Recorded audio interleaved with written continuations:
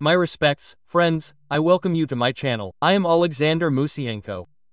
Monday, November 3rd, and to your attention my traditional briefing.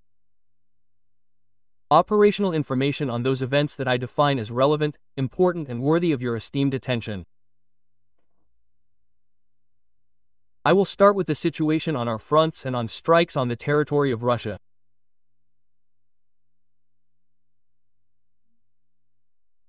Well, so, on the night of November 3rd, several regions, Belgorod, Tambov, Saratov, Penza, Ulanovska, Samara, Orenburg, Rostov and Bryansk regions declared an air alert due to a massive influx of Ukrainian drones. It was also restless in the Crimea occupied by Russia. According to Telegram channels and Russian official messages, numerous explosions and fires were recorded at energy facilities. Media sources indicate that the targets of the attack were energy hubs, transformer substations, oil depots, and fuel and energy complex facilities. That is, Ukraine continues to strike and carry the war to Russian territory.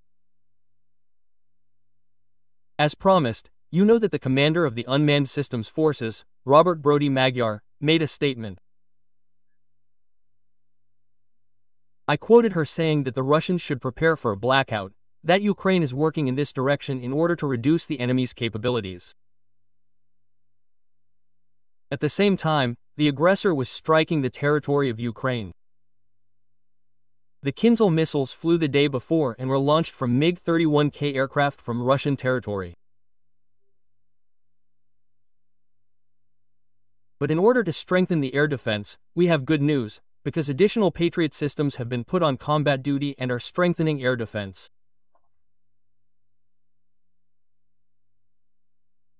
President of Ukraine Volodymyr Zelensky thanked German Chancellor Friedrich Merz for implementing the agreements, noting that the preparation of this step took some time.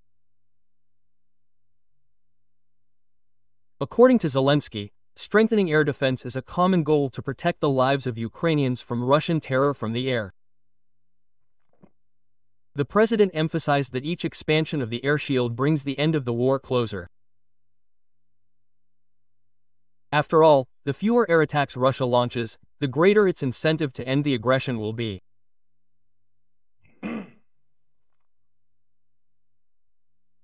As for information about the front, the General Staff reported that 168 clashes were recorded per day. The enemy carried out 36 strikes, airstrikes dropped 63 guided bombs.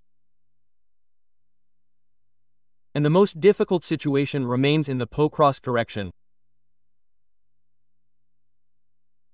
According to operational data, Russian troops are trying to break through to the central part of Pokrovsk, using small-sized assault units. The area is densely built up, so battles are taking place literally behind every yard and block. Ukrainian units continue to hold back, maintain defense, conduct a defensive deterrent operation, the purpose of which is to hold back the enemy to those actually, well, to the limit as long as possible, and inflict maximum losses, slowing down the enemy's offensive pace. In addition, trying to keep logistics under control, although it is now very difficult for us, it has changed somewhat. Logistics. But in order to prevent encirclement and hold positions, this battle for the Pokrovsky-Mirnograd agglomeration continues. Pokrovsky is a logistical and one of the key centers in the Donetsk region. Road and rail routes pass here. And if the enemy manages to take control of the Pokrovsky-Mirnograd agglomeration, Russia could continue to prepare offensive actions deep into the Dnipropetrovsk region. Today, this option is perhaps even more likely than the enemy moving north towards the Kramatorsk-Sloviansk agglomeration. But it is not excluded that in order to implement the task of capturing the Donetsk region, the enemy will also move north, directing its efforts there. The situation is difficult, various units of the defense and security forces are involved in order to restrain the enemy in this direction. And now everything is being done to hold positions, to gain time to stabilize the flanks. To conduct a number of tactical counteroffensive actions in order to restrain the enemy, as much as possible today. This is what concerns Pokrovsk. There are statements from Donald Trump. And now the American president has actually rejected the idea of transferring Tomahawk missiles to Ukraine today, although he said that his position may change in the future.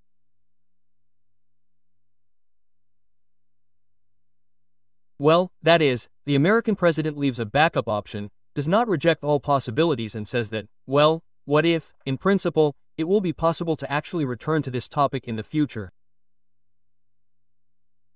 But what else did Trump say? Trump said something that, well, one could not help but guess. And in fact, he made it clear that the US has decided on the current strategy in relation to the Russian-Ukrainian war. What does he mean? And what he means is that Trump is actually saying that the war can be ended in a couple of months.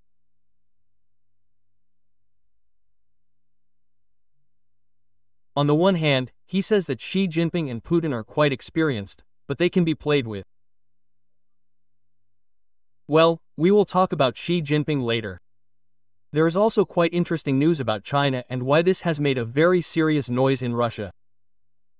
I will tell you why Putin was worried. But as for the Russian-Ukrainian war, it seems that the US is taking a wait-and-see position, which consists in what? Trump says, sometimes you have to give to the parties, and continue to fight so that the situation reaches the point where negotiations will be necessary. Well, this is approximately how you can convey his message. What does this mean? And this means that the US is taking a wait-and-see position and waiting for the parties to exhaust themselves, when it will be possible to talk about negotiations. That is, in a way, Trump is washing his hands and saying, this is Europe's business. Let them fight some more. Let them reach a certain point when negotiations are possible. Now they are supposedly impossible. Moreover, he is sending a signal to Ukraine that Ukraine can almost conduct negotiations with Russia itself without mediation. That's how it should be perceived. The US can wash its hands even as a mediator. Not as if in a supporting role, but as a mediator. Look, another statement. The American president says that he is not interested in Russian assets. Approximately so. This is Europe's business. Let them figure it out. Although it would be extremely important for European countries to receive US support in this issue, but it is not there. Another point is important in this sense. In addition, Trump is increasingly starting to talk about Venezuela. And now they are actually recording. Here Reuters wrote that the US is building up the infrastructure of the Cold War in the Latin American region. Again, this is a signal, a message.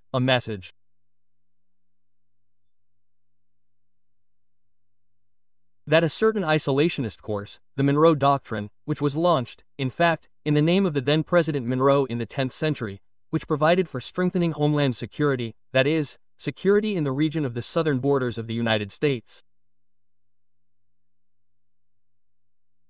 Now it is similar in action and Trump is gradually reviving it. This is on the one hand. On the other hand, the orientation towards China, towards the Indo-Tai Ocean region, towards partners there and less attention to Europe. By the way, regarding Europe, this news was not widely circulated here, but it is important, because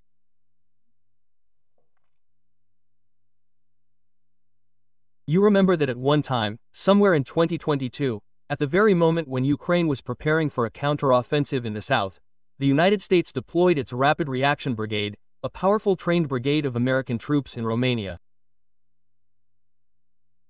Well, now this brigade is being wound up. And the presence of Americans in Romania, that is, as a result, in Europe, is decreasing. This is also a bell. This is also a signal about that America can reorient its security priorities. We need to understand this. And that Europe should play a bigger and bigger role in this issue. That is, now we are observing real steps to reduce and decrease the American presence in Romania for now. Well, this is in Europe in general. Let's see how it will be in other European countries. Well, and in the meantime, Russia is increasing pressure on these countries. For example, a 250-kilogram Russian air bomb was found near the border with Estonia. Well, it was just found that way. Where did it come from? This issue is currently being investigated, but it is also a wake-up call. But, for example, the information coming from Belgium is also quite, well, threatening, not easy.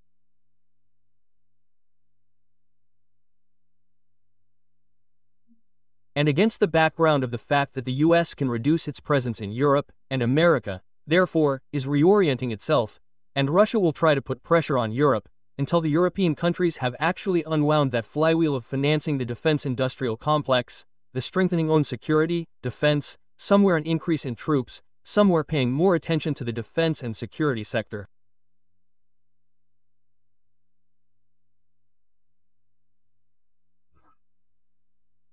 And so, for example, the Belgian defense minister said on Sunday that at night at a Belgian military base, where, as is believed, for the second night in a row, US tactical nuclear weapons are deployed, drones were spotted, calling the incident a clear attack on this facility.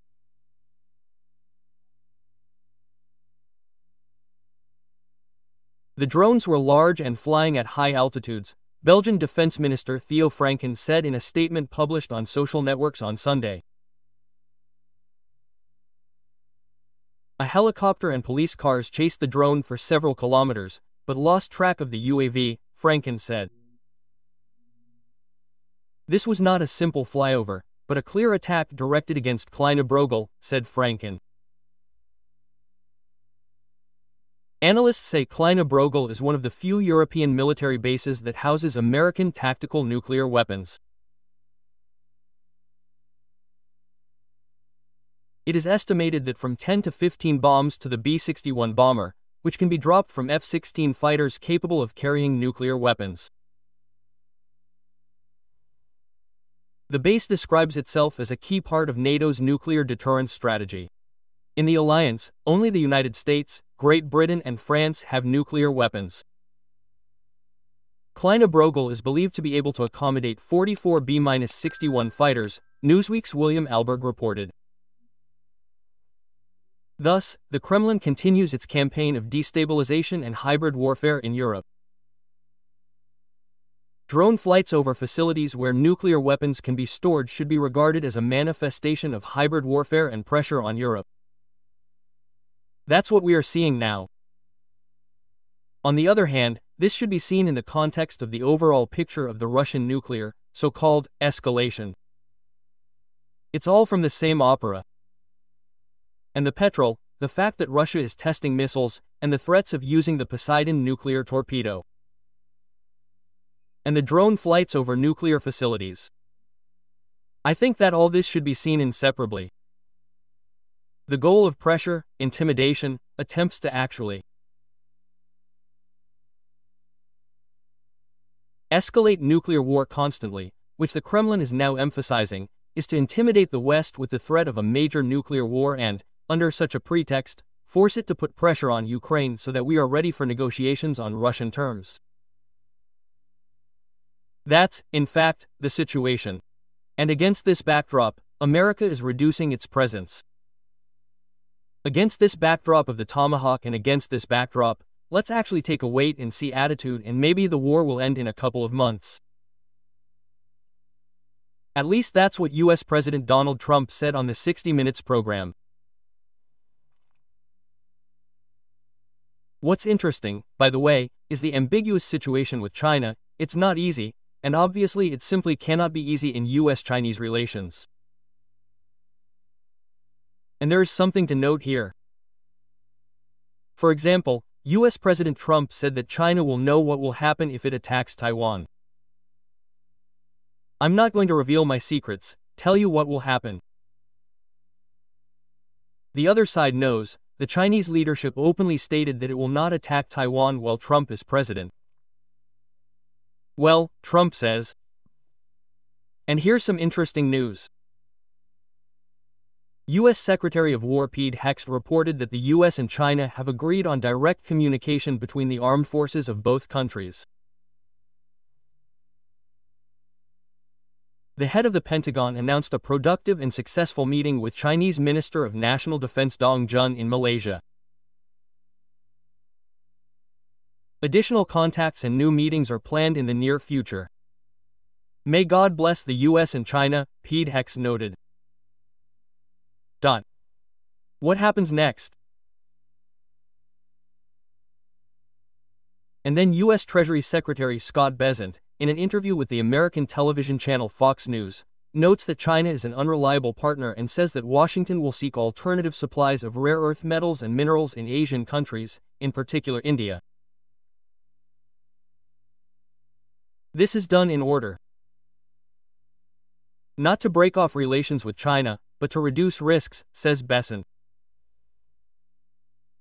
But if we are talking about China and the United States, apparently, they are conducting serious negotiations before concluding possible agreements in the near future. And this preserves the chances of improving U.S.-Chinese relations.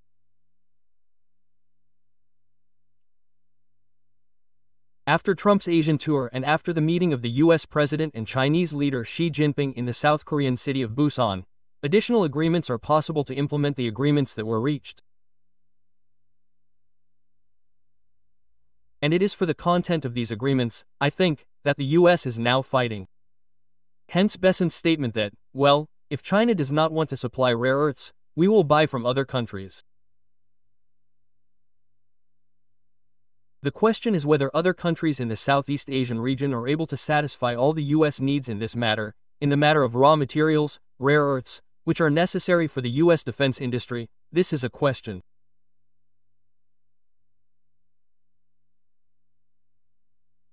But America is building a stronger position for itself in this, that, well, in fact, is trying to improve relations with China, and China may be more compromising on certain issues in relations with the U.S., in particular in its position on Russia. By the way, Russia is somewhat alarmed by American activity around China, especially after the meeting between Trump and SN.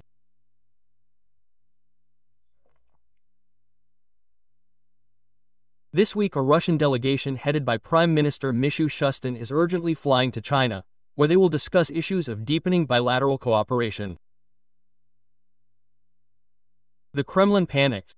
For example, Russian political scientist Ilya Gerashenkov, who is close to the Kremlin, assessed the consequences of the meeting between Trump and Xi in terms of possible consequences for Russia.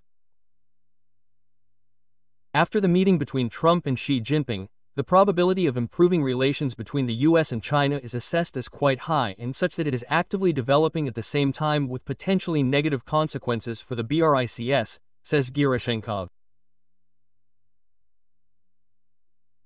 The tectonic SUV in the global geopolitical architecture towards the rapprochement of Washington and Beijing can reformat the entire world order.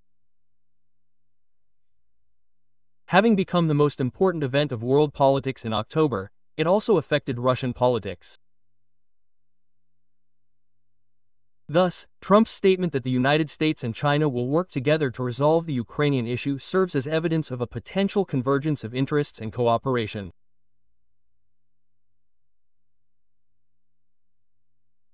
This indicates a pragmatic approach that puts the solution of common problems above ideological or historical differences, the Russian political scientist notes. Beijing is obviously ready to take steps that cause tangible harm to its economic allies. Well, Russia, we are talking about Russia, in order to comply with international standards, avoid secondary sanctions from the West and, most importantly, demonstrate its loyalty to the global financial system, where Western institutions dominate. China not only does not seek a break with Western economic systems, but on the contrary is looking for opportunities for pragmatic interaction. Chinese pragmatism dictates the search for stability and access to markets that the West can provide more than the BRICS. Well, that's it. Such is the position. And relations between China and the US can improve, which is certainly something that the Kremlin would really not want, because it, well, could worsen the Russian position, and this is obvious today. Well, the US is currently building up its military infrastructure. They are actually trying, well, let's say, to surround Venezuela, let's say, the Maduro regime. First of all, this is aimed at just that. Fighting cartels, drug cartels, protecting the southern borders, focusing here, reducing the influence of third countries.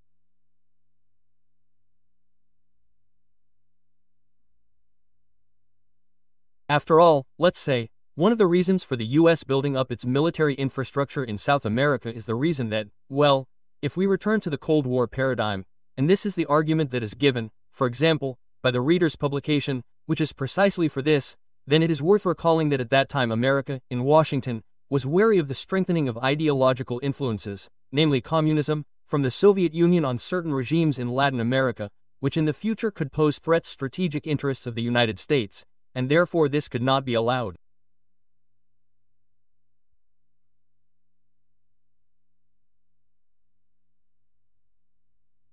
Well, now in fact here's the infrastructure that is, and this is actually in the region. There are already more than 10 ships, including the aircraft carrier Gerald Ford and a submarine.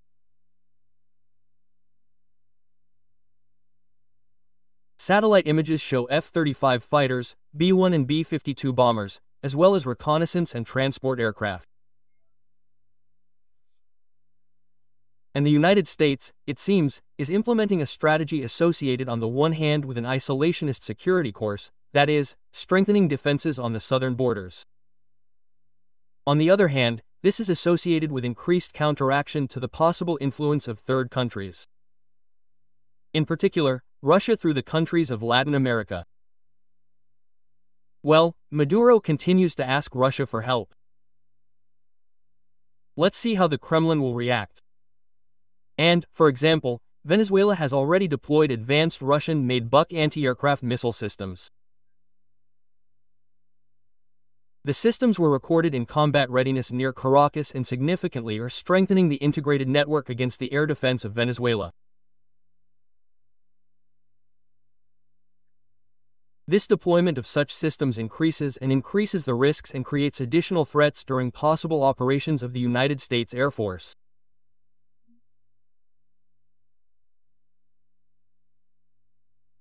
And Maduro continues to ask Putin for help in the future in order to, well, actually strengthen his own defense. Here is the situation. And, well, in the meantime, the protests in Serbia do not subside. There are quite active rallies in many cities and regions of Serbia against the current government led by President Vučić of Serbia. They demand a change in the course of Serbian policy. That is why the situation is very, very, very uneasy. The protests have been going on for quite a long time, actually. Well, let's see how it all ends. But what is very interesting is that Serbia is increasing the production of weapons, ammunition and other elements and is ready to sell ammunition even to those countries that supply them to Ukraine. That is, in which ammunition, weapons Ukraine is the end consumer. President Serbia's Vučić, in a comment on Serbian television, stated that Belgrade is ready to sell ammunition to any European country, even if this ammunition later ends up in Ukraine. According to Vučić, Serbian warehouses are already full, and the defense industry is working at full capacity, especially in the production of mortar rounds. Vučić emphasized that the country seeks to conclude long-term export contracts and is ready to sell everything it has now. And, well, Serbia, the defense industry of Serbia has increased production volumes more than threefold over the past 2 years. According to Western experts and sources, the country has become one of the leading exporters of ammunition in Europe. Even despite pressure and threats from Moscow and the Kremlin. Well, that's it. That is, another supplier country, despite the fact that there are rallies, protests, and despite the fact that of course Russia categorically does not like Serbia's position, well, we understand. But despite that, we see that it is ready to make such a sale. In addition, and the Uchisha, well, here it is trying to balance between economic fictions and political loyalty to Russia, but it is increasingly signaling that it is ready to increase and deepen cooperation with the West, primarily with the European Union.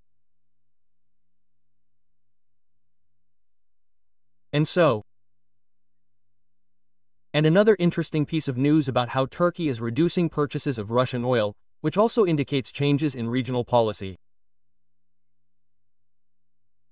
And so, the Reuters agency reported that Turkey significantly reduced the volume of imports of Russian oil in October 2025. Ankara reduced purchases by about 40%.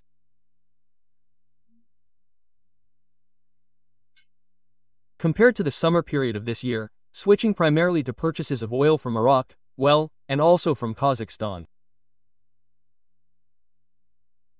The reason was the increase in the risk of secondary sanctions from the United States and the European Union. Well, we are talking about such enterprises. We are talking about the Starliner enterprise, which belongs to Soka AR, Turkey. And in fact, in September to October, this plant processed Urals brand oil, which is supplied from Russia, but is now switching to Iraqi. Another major player in the Turkish market, TPR, is increasing purchases of oil from Iraq, which is similar to the Russian Urals brand. Well, for Russia, the loss of part of the Turkish market is a signal of reduced demand and a potential reduction in export revenues. This is also a consequence of the sanctions policy. And strategically, of course, this worsens the Kremlin's position on the world oil market. Let's see. There are ambiguous signals there now, for example, and the position from India is still going on, because, on the one hand, those companies that are wary of sanctions are starting to gradually abandon Russian oil, but everything is not so simple and, unfortunately, unambiguous, because there are also those who continue to buy. And to oust Russia from the world oil and gas market, world gas, is critically important. I think that even I can't explain why. Well, the most effective, of course, on this path are the hellish sanctions introduced by the defense and security forces of Ukraine on the profits of the aggressor's oil and gas complex in combination with the trade and economic restrictions introduced by the West. In the end, I hope that this will have a positive effect for us and a negative effect for our enemy.